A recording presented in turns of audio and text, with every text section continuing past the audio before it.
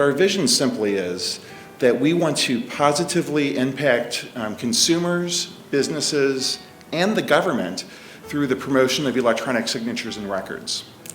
ESRA has been around since about 2006 or so. It is the premier trade association devoted to promoting and advancing electronic signatures and electronic records, not only here in the US, but internationally as well. Electronic signature means has sort of three parts.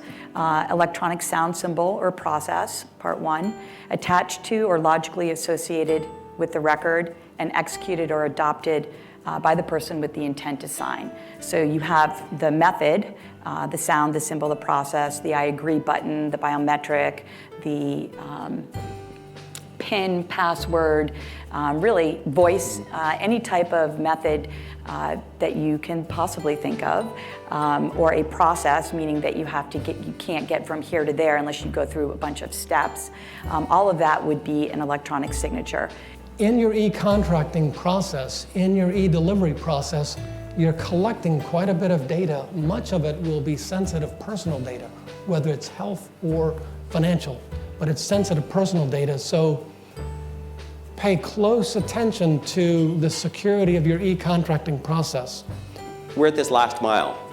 People have really automated everything in the line of business. They've gone to web services and mobile apps for everything. And yet when it comes time to complete the contract or get an offer letter out, everybody says, stop. Let's go back to the 20th century and the 19th century and get out that paper and pen and really modernize the way that we do business. So we're not, we're at an inflection point of making this all go mainstream. And that's the realization that we've recently had. It's not all about making it more efficient for life insurance companies to do what they do. Obviously, that's part of it. That helps pay our bills. But it's really about using the technology so that families can stay together in their homes, in their communities, and not be ripped apart by tragedy. These are the real problems that we're working every day to fix. And each one of you can be a part of this. You can be part of the catalyst for this kind of change. That's the real story about e-signatures and life insurance. Millennials are digital natives. Their entire life revolves around a digital experience. So when you think of the consumer decision journey, their discovery, consideration, and purchase is all digital. They're actually disrupting banking as we know it. Are retail banks even relevant to millennials? In terms of payments, with digital wallets that are being launched, whether it be through social platforms or Apple, the world as we know it, in terms of the financial traditional world, is completely being disrupted by millennials.